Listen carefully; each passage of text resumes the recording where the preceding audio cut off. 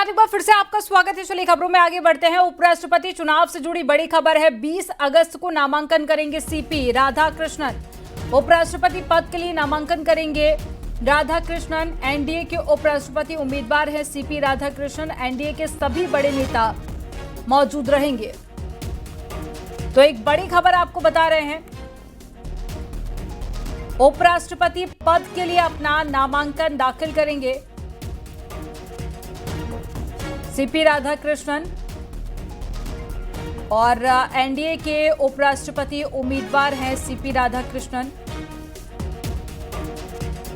तो 20 अगस्त को यानी कि परसों अपना नॉमिनेशन फाइल करेंगे सीपी राधाकृष्णन।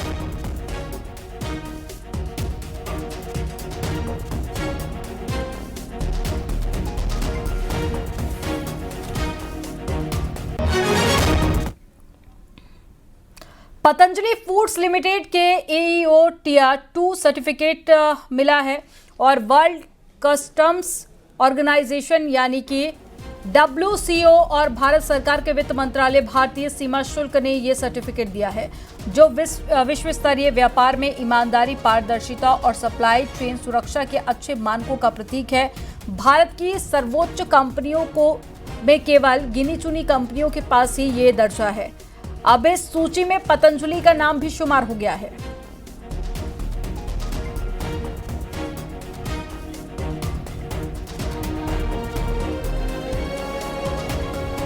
यूपी में धार्मिक जगहों पर कायाकल्प हो रहा है और तीर्थ स्थलों को योगी सरकार संवारने में जुटी हुई है। जहां बांके बिहारी कॉरिडोर प्रस्तावित है और बनाने की तैयारी चल रही है, तो वहीं पर इससे पहले वाराणसी में काशी विश्वनाथ कॉरिडोर पूरा हो चुका है। अयोध्या में रामलला कॉरिडोर पूरा हो चुका है और साथ ही मिर्जापुर में मां विंध्याचल कॉरिडोर बन रहा है। तो प्रयागराज में लेटे हनुमान कॉरिडोर भी निर्माणाधीन है और इसी बीच बांके बिहारी कॉरिडोर चर्चा में है। ग्राउंड जीरो पर न्यूज 18 की टीम पहुंची और वहां दर्शन करने आ रहे भक्तों से बात की, जिन्होंने अपनी राय दी है। आपको रिपोर्ट में दिखाते हैं।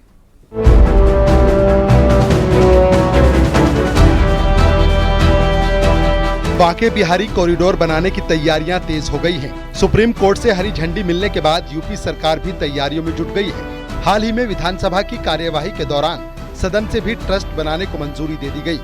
ऐसे में न्यूज 18 की टीम ग्राउंड जीरो पर पहुंची। न्यूज 18 की टीम ने मथुरा वृंदावन आने वाले भक्तों से बातचीत की।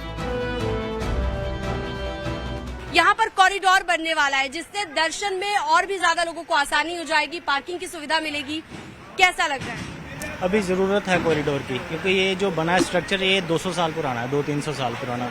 अभी भीड़ बहुत ज्यादा हो गई है, तो उसको मैनेज करने के लिए अभी जरूरत है कॉरिडोर की। कॉरिडोर को लेकर आप क्या कहेंगे? बनना चाहिए और क्या कर सकते हैं। बनना चाहिए जी हाँ। आपको पता है कॉरिडोर के बारे में कि यहाँ बनने जा रहा है? हाँ जी पता है, बनना चाहिए। महाकाल कॉरिडोर, काशी में इससे पहले कॉरिडोर बना, अयोध्या में कॉरिडोर बना, अब मथुरा में कॉरिडोर बनने जा रहा है, बांके बिहारी कॉरिडोर। क्या राय है इसके बारे में आपकी? बनना चाहिए? बिल्कुल बनना चाहिए। हम उज्जैन से हैं, उज्जैन में भी हमने देखा कॉरिडोर बनने के बाद न केवल श्रद्धालुओं का आना बढ़ जाता है, साथ ही साथ वहाँ पे सुविधाएं भी बढ़ जाती हैं।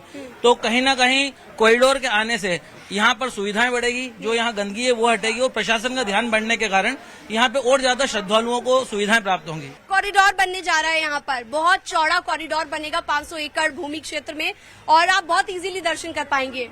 हाँ बिल्कुल इजीली दर्शन कर पाएंगे। थोड़ी साफ सफाई भी ज्यादा अच्छी रहेगी और व्यवस्था भी ज्यादा अच्छी बढ़ जाएगी कॉरिडोर बनने से। कुंज गलियों से होकर गुजरने वाले भक्तों ने बांके बिहारी कॉरिडोर को लेकर सहमति जताई और बताया कि कैसे कॉरिडोर बनने के बाद दर्शन सुगम और आसान होगा। ग्राउंड जीरो के दौरान हमारी संवाददाताओं से भी बात की। हर आदमी चाहता है मुझको तो आराम कहाँ मिल जाए।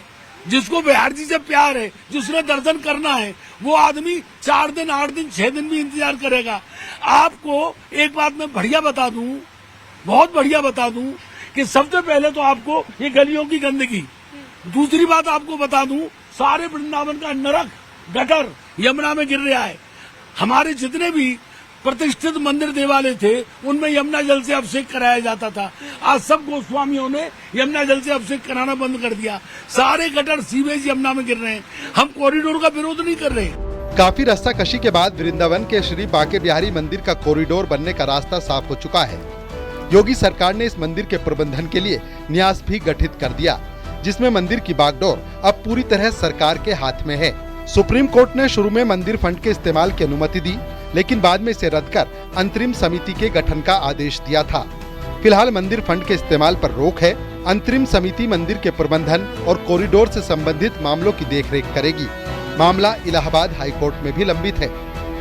तो देखिए, कान्हा के भक्त और श्रद्धालु तो ये चाहते हैं कि कॉरिडोर बने, इजीली उनको दर्शन हो पाए, लेकिन कुछ दुकानदार ऐसे भी हैं जिनका ये मानना है कि कई सालों से उनकी दुकान यहाँ पर मौजूद है और उनकी दुकान यहाँ पर कई सालों से है, तो वो नहीं चाहते कि यहाँ पर कॉरिडोर जैसा अगर चीजें बनती हैं तो वृंदावन की जो गलियां हैं, जो कुंज गलियां हैं, वो खत्म हो जाएंगी, पहचान खत्म हो जाएगी। वीडियो जर्नलिस्ट नरेश के साथ मैं शीनम शर्मा, वृंदावन। यहाँ वक्त